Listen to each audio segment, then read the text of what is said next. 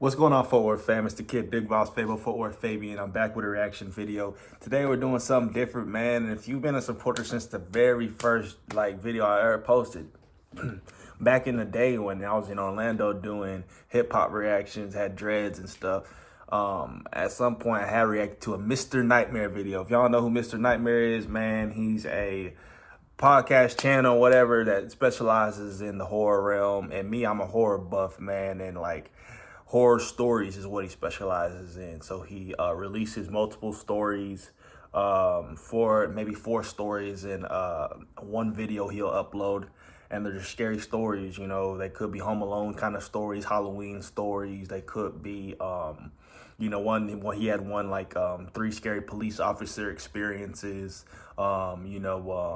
pizza delivery horror stories, or DoorDash experiences, or social media. The list goes on, man. He's got a plethora of stories, bro, and I always listen to him because I'm into horrors and thrillers. This is different from my channel because I'm going to listen to a recent video he just uploaded on July 27th, 2020.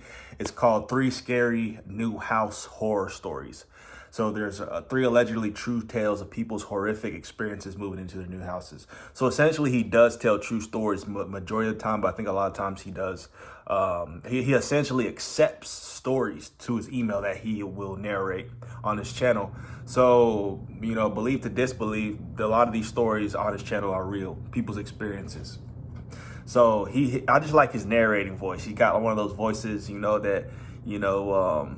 and he's got good sound effects as well. That's the thing I fell in love with about his channel. Like, obviously his narration is good, his voice sounds good, clear audio, but he'll put sound effects to kind of help narrate, help symbolize what's going on, and bring you into the story. And that's just good storytelling.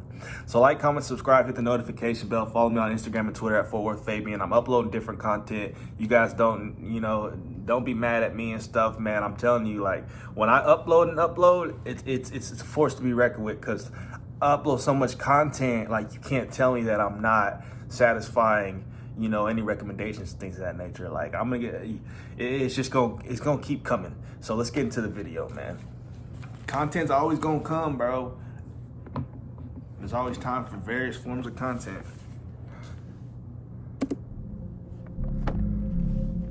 New house horror stories.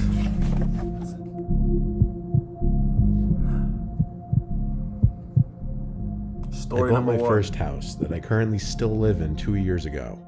I was in the unpacking and settling in phase. At the time, I was single and living alone, but I just figured it was time for a house. I had a couple friends over to help me unload the truck full of boxes, and I paid them with food since they wouldn't accept money. They hung around for a few hours after just to hang out. When my friend Dale went to the bathroom, he came back and said he heard some noises from inside the walls, and that it sounded like there were some pipe issues. I took note of it, and the two of them left a little later. Since it was a Saturday, I stayed up pretty late on my laptop watching Netflix. However, I was hearing some light thumping sounds from above me, which was odd because my bedroom is upstairs. The only thing that could be above me would be the attic. Then I remembered Dale's comments about the noises from inside the walls. I went to the attic door and pulled it down, and I actually had to take a deep breath because I was a bit nervous. I climbed the stairs into the attic and pulled the light switch down. 1. What do you guys do when you hear noises in y'all's attic? Could be the rats. Doesn't mean it's always something going on, but if I'm hearing noises in my attic, bro, I'm going up there to check it if I'm checking it with a weapon. You know what I mean? It's not no casual stroll in the park. Very dim yellow light buzzed on, just barely lighting up the attic. The noises in the walls stopped though. Either that, or the noises just weren't coming from the attic, I imagined. With no boxes up there yet, it was just basically a big empty space, and I could clearly see no one was up there. The only things in the entire attic were a couple giant framed paintings leaning on one of the walls. I went back down to my room and tried to get some sleep, but I heard the noises again. Now I started to fear there was a small animal on the walls, like a raccoon. The sound still seemed to be coming from directly above my room. It had to be in the attic. So once more, I went up into the attic and looked to where I thought would be directly above my bedroom. The thing is, the attic didn't seem to extend the entire length of the house, so there's a wall covering where the section above my room should be. I walked over to the wall just to listen for potential noises, and I did hear noises from the other side of this wall. Then I looked at the two paintings leaning on the wall, how they were slightly angled. My heart started to race. I walked to the paintings and slightly angled one upwards off the wall, revealing a big hole in the wall. It took a few seconds for the reality to sink in. As I held the painting at an upright position, the painting was suddenly pushed out of my grip to fall flat on the floor. I nearly had a heart attack. Out from the hole came this sickly-looking girl. She seemed to be high on something. Heck no, bro. She was shaking, making weird noises, and she would This start girl this looks creepy, creepy bro. laughing. She grabbed onto me and dug her nails into my shoulders so hard I screamed, and I pushed her as hard as I could off of me. She fell backwards into the secret room, and I ran to the exit and shut the attic door behind me. I locked my... Heck no, bro. He had a druggie in his crib. This girl looks creepy. If a girl like that was stuck in my attic, bro, that is just... I'm out of there. You know what I'm saying? I'm not gonna try to fight off a drugged out, young woman. You know what I mean? Like, obviously I'm jetting, calling the cops, getting out of the house, especially if she's high off something, and letting them handle it, man. I'm not gonna put my hands on a female that especially is high out of her mind on some methamphetamine or heroin or whatever she got going on. That's wild, bro. Myself in my room as I called the police and How'd she reported that a get crazy, there in the dangerous first person was in place? my attic. Cops arrived within 5 minutes. 3 cop cars ended up pulling up, and there were a total of 5 police officers in my house. 4 of them went into the attic, and I heard the struggle. The girl screamed like a creature, and it sounded like she was trying to attack the officers, which led to her getting tased. They finally managed to get her in cuffs and carry her out of the attic and outside to one of the cars. The girl had to be like anywhere from 25 to 35 years old, but like I said, she looked She's sickly. an older woman. While the officers were still in the house, I went into the attic to examine the secret room. Inside was a pile of blankets, a dirty pillow, a lot of food wrappers, and human waste in one corner. It seemed as though this girl had been up there for a long time. It was truly a nightmare to discover this on my first night in my new house. The girl was taken to a nearby psychiatric center to get her the help she needed. It's weird moving into new houses, bro. I mean, not to say that I have that much experience with it, but like, yeah, especially if it's a big house and it's one of them old houses and you're not familiar with the neighborhood, or it's just a lot of sound and creak to them. Oh man, that's why horror stories are based around houses, because houses are creepy, bro. Some of them are never ending. Some of them have secret passages, like. So if you move to a new house, you better check every nook and cranny. You know what I mean? Story number 2, yeah. My dad helped me buy my first house when I was 28. I was never spoiled, but my dad always had a lot of money, and when I wanted a house, he lent me a large amount of cash. The previous owners of the house were an elderly couple. As far as I know, the husband died many years before I moved in. The wife died just a few weeks before I bought the house. The son of the couple who sold me the house kept a lot of the furniture in the house for me, and he took only what he really needed or wanted, which made things easier for me, less furniture to buy. I did dump some of the more outdated stuff on the curb though, including this old rocking chair that was sitting in the living room. A lot of the furniture just had an older, creepy vibe that I didn't want in the house. Creepy. The next day, I was cleaning out more junk in the upstairs section of the house for most of the day. A lot of it was heavy lifting, so I'd take breaks in between, and this ate up most of the day. I didn't really get an ounce of sleep the night before, as I have a mild form of insomnia which affects me certain nights. That second night, having moved into the house, I went out to get some Chinese for dinner because I had no energy to cook. When I got back, I was disturbed to find the front door was unlocked. Now, I truly don't remember if I had simply forgotten to lock it or not. I wanted to believe I forgot, but it just seemed so unlikely I'd forget to do that, especially with my brand new house. I started flicking on every light of every room on the main floor. The more light, the safer I'd feel. I then proceeded up the stairs to do the same there, in the common area and in all 3 bedrooms. There was also a basement to the house that I'd only been down inside once at that point. It was not a big basement like you would expect though. It was kind of just a small storage space where the washer and dryer happened to be. I was already feeling a lot more confident that I had just simply forgotten to lock the door, but I still had to check the basement before I could confirm this. I opened the basement Facts. door and I flicked on the light. As I got halfway down the stairs, I saw an old rocking chair sitting in the middle of the basement. I didn't remember it being there the first time I saw the basement. When I stood over I'm it, good. I could swear it was the same rocking chair I had thrown away the night before. If not the same one, at least an identical one. I looked around the basement though, and there wasn't anyone down there, so I did calm down just a bit. I headed back upstairs to eat my Chinese food.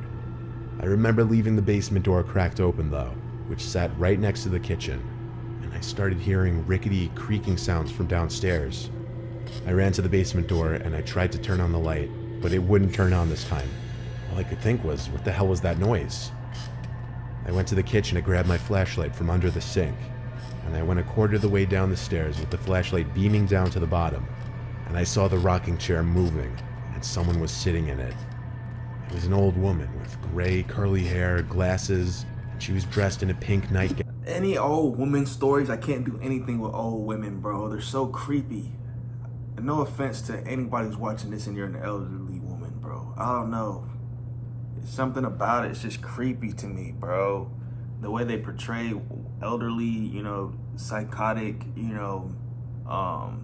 psych ward, mental hospital women, and they try to make stories about them. They're creepy, bro. That's the thing about it that scares me about horror films. When you make something about that, it's scary. Especially when it's one rocking back and forth. The rocking chair, that's just like the typical, scary scene or shot in a movie, bro. Her head slowly turned to be looking up at me. I gasped and left the basement, closing the door this time. I don't know what I was immediately thinking at that point. All I knew was I had to call the police. But when they came, they searched the whole basement with me, and we didn't find anyone. There were also no hidden compartments or exits down there where she could have escaped through. At a certain point, the cops started looking at me like I was crazy. I knew it. And pretty soon they left. Oh. I had the contact details of the son of the couple who owned the house before me. So I called him up around 8 or 9 p.m. and described the lady to the best of my ability. He sounded shook and started to cry over the phone and said I just perfectly described his mother and her favorite nightgown. He said he'd be right over. He got to the house within the hour and we went downstairs together. He seemed to be in shock the whole time. I could see his hands shaking. He ended up leaving with the rocking chair after a while of talking with me and being very emotional. It may have been emotional for him, but it was the scariest thing I could have possibly ever witnessed with my own eyes. It still stands to be. Imagine, I kept the basement door locked 24/7 after that, and I'd be scared to do laundry for months. But after half a year of nothing happening, it wasn't that bad. I only lived in that house a year and a half, though.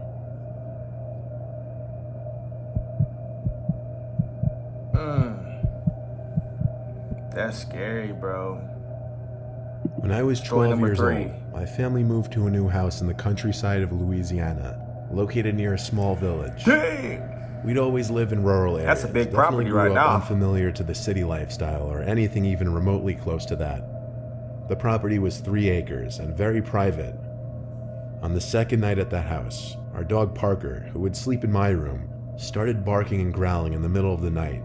When he saw that I sat up in my bed, his tail started wagging, but he'd continue to bark and growl. I couldn't tell what he was looking at though. He was just looking towards the corner of the room. I checked the closet and nothing, so I told Parker to shut up, and he did. But I did keep hearing him lift his head off his bed every once in a while, reacting to something. You gotta love you a good guard dog, man. Dogs are dope, or any pet in that matter of fact, When you're not hearing things, they're aware. They're keeping you aware.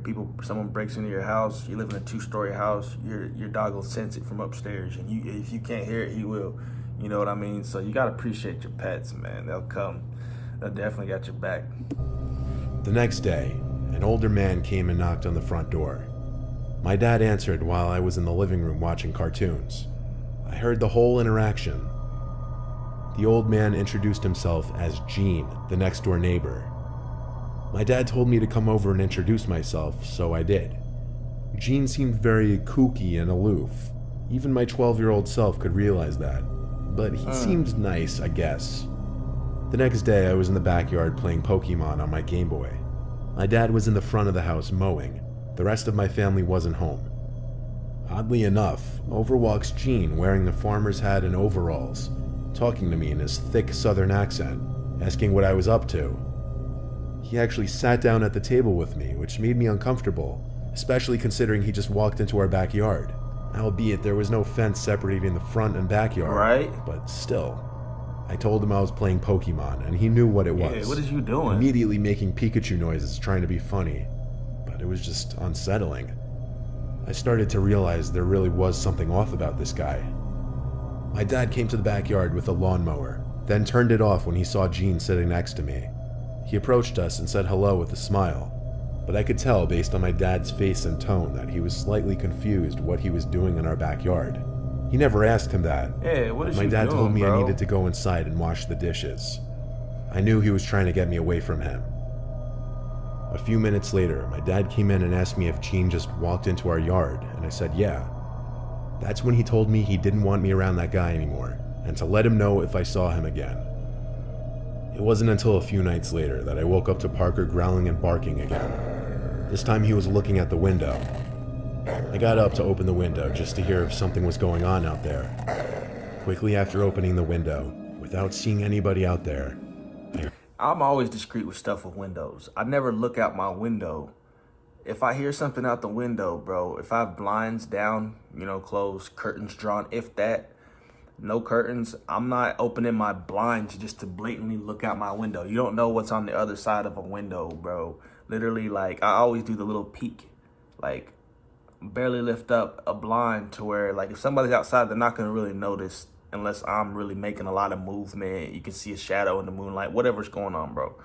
But when you hear something outside your window and you're skeptical about what it could be, if you hear somebody creeping outside, you don't blatantly open your window, bro.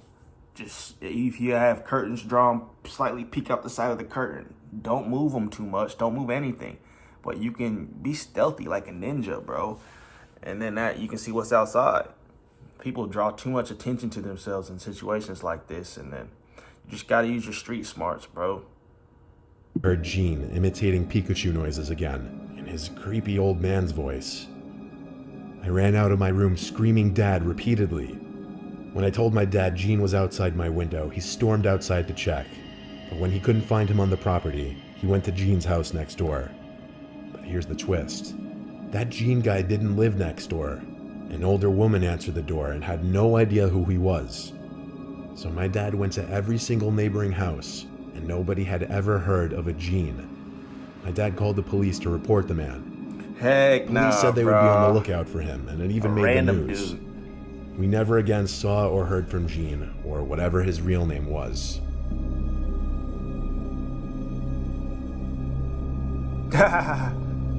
Homie just popped up out of nowhere.